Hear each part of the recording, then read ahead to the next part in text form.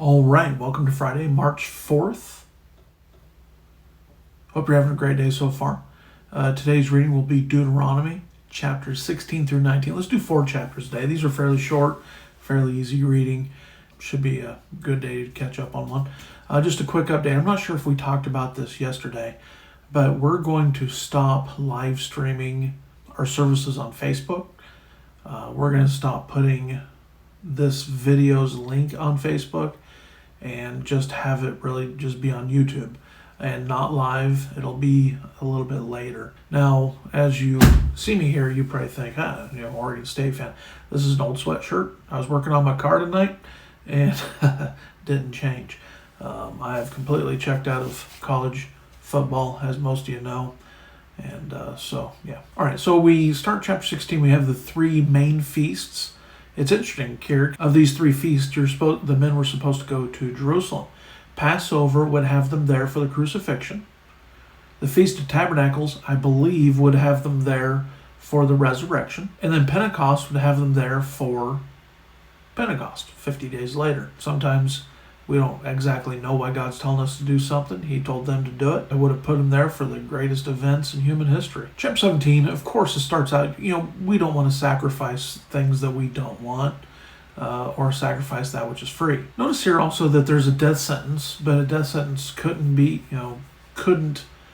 brought without 2 witnesses, and those witnesses has to lay their hands on them. I think there's something about that. If you're lying about somebody who's about to die, and you also have to lay your hands on them, that's pretty serious. And I think there's a little bit of protection both ways there. And we're going to find in chapter 19 that that's going to get pretty serious there. But here you find in chapter 17, you find binding arbitration. God bringing that to us a long time ago. We have a warning for kings, which ends up not being followed. But notice the king was to read the word of God every day. And that was going to help him learn to fear the Lord. All the more reason we should be reading our Bibles every day. Be thankful that you're not having to write it out. I do have around here, I try to write some. Maybe by the time I die, I'll have a full copy of the Bible handwritten out, but I doubt it because I tend to get 6-7 chapters into a book and just really I can't write anymore. We'll see how that goes over the next few years. Chapter 18, we find the care for the Levites, of course, and then you find here God's warning them: don't be like the people I'm about to kick out in front of you. But if you look at that list, some of those things are very common in our country. That should scare us a little bit. Moses foretells of the prophet, referring to Christ, that should come like him, that we should obey him, obviously. Now, an interesting note on the last couple verses here. Before, God said if a prophet's sign come true, and they have you follow other gods, then that's a test whether you'll follow them or not. And because remember, Corinthians tells us that Jews require a sign.